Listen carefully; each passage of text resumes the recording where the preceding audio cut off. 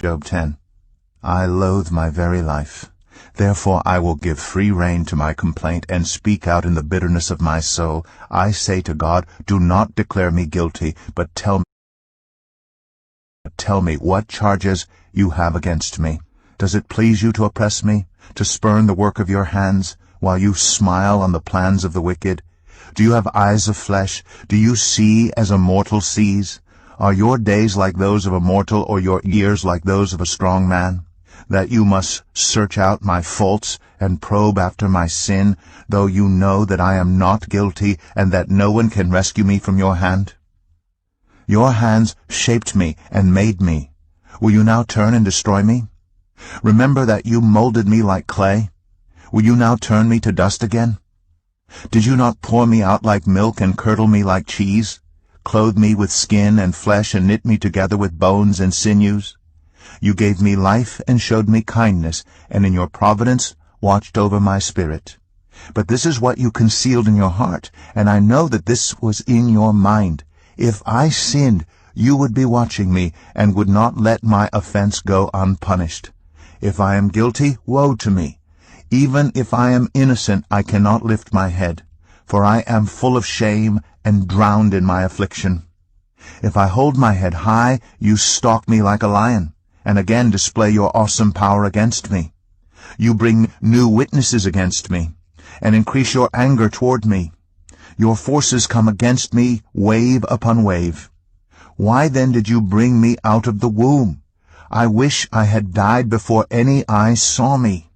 If only I had never come into being, or had been carried straight from the womb to the grave.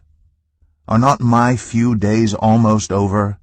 Turn away from me so I can have a moment's joy before I go to the place of no return, to the land of gloom and utter darkness, to the land of deepest night, of utter darkness and disorder, where even the light is like darkness. Job 11. Then Zophar the Naamathite replied, Are all these words to go unanswered? Is this talker to be vindicated? Will your idle talk reduce others to silence? Will no one rebuke you when you mock? You say to God, My beliefs are flawless, and I am pure in your sight. Oh, how I wish that God would speak, that he would open his lips against you and disclose to you the secrets of wisdom, for true wisdom has two sides. Know this, God has even forgotten some of your sin. Can you fathom the mysteries of God? Can you probe the limits of the Almighty? They are higher than the heavens above. What can you do? They are deeper than the depths below. What can you know? Their measure is longer than the earth and wider than the sea. If he comes along and confines you in prison and convenes a court, who can oppose him? Surely he recognizes deceivers, and when he sees evil, does he not take note? But the witless can no more become wise than a wild donkey's colt can be born human. Yet if you devote your heart to him and stretch out your hands to him, if you put away the sin that is in your hand and allow no evil to dwell in your tent, then, free of fault, you will lift up your face. You will stand firm and without fear. You will surely forget your trouble, recalling it only as waters gone by. Life will be brighter than noonday, and darkness will become like morning. You will be secure because there is hope. You will look about you and take your rest in safety. You will lie down with no one to make you afraid, and many will court your favor. But the eyes of the wicked will fail, and escape will elude them. Their hope will become a dying gasp. Job 12. Then Job replied, Doubtless, you are the only people who matter, and wisdom will die with you. But I have a mind as well as you. I am not inferior to you. Who does not know all these things? I have become a laughingstock to my friends. Though I called on God and he answered, a mere laughingstock, though righteous and blameless. Those who are at ease have contempt for misfortune, as the fate of those whose feet are slipping. The tents of marauders are undisturbed, and those who provoke God are secure. Those God has in his hand. But ask the animals, and they will teach you, or the birds in the sky, and they will tell you, or speak to the earth, and it will teach you, or let the fish in the sea inform you. Which of all these does not know that the hand of the Lord has done this? In his hand is the life of every creature, and the breath of all mankind. Does not the ear test words as the tongue tastes food? Is not wisdom found among the aged? Does not long life bring understanding? To God belong wisdom and power, counsel and understanding are his. What he tears down cannot be rebuilt. Those he imprisons cannot be released. If he holds back the waters, there is drought. If he lets them loose, they devastate the land. To him belong strength and insight. Both deceived and deceiver are his. He leads rulers away stripped and makes fools of judges.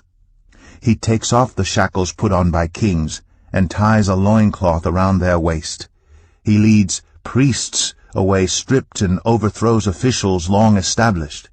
He silences the lips of trusted advisers and takes away the discernment of elders. He pours contempt on nobles and disarms the mighty. He reveals the deep things of darkness and brings utter darkness into the light. He makes nations great and destroys them. He enlarges nations and disperses them. He deprives the leaders of the earth of their reason. He makes them wander in a trackless waste. They grope in darkness with no light. He makes them stagger like drunkards. Job 13. My eyes have seen all this. My ears have heard and understood it. What you know, I also know. I am not inferior to you. But I desire to speak to the Almighty and to argue my case with God. You, however, smear me with lies. You are worthless physicians, all of you. If only you would be altogether silent. For you, that would be wisdom. Hear now my argument. Listen to the pleas of my lips. Will you speak wickedly on God's behalf? Will you speak deceitfully for him? Will you show him partiality? Will you argue the case for God? Would it turn out well if he examined you? Could you deceive him as you might deceive a mortal? He would surely call you to account if you secretly showed partiality. Would not his splendor terrify you? Would not the dread of him fall on you? Your maxims are proverbs of ashes. Your defenses are defenses of clay. Keep silent and let me speak. Then let come to me what may. Why do I put myself in jeopardy and take my life in my hands? Though he slay me, yet will I hope in him. I will surely defend my ways to his face. Indeed, this will turn out for my deliverance, for no godless person would dare come before him. Listen carefully to what I say. Let my words ring in your ears. Now that I have prepared my case, I know I will be vindicated. Can anyone bring charges against me?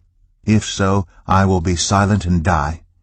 Only grant me these two things, God, and then I will not hide from you. Withdraw your hand far from me, and stop frightening me with your terrors. Then summon me, and I will answer, or let me speak, and you reply to me.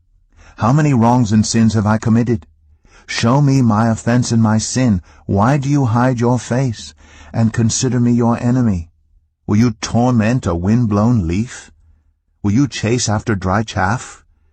For you write down bitter things against me, and make me reap the sins of my youth. You fasten my feet in shackles, you keep close watch on all my paths, by putting marks on the soles of my feet. So man wastes away like something rotten, like a garment eaten by moths.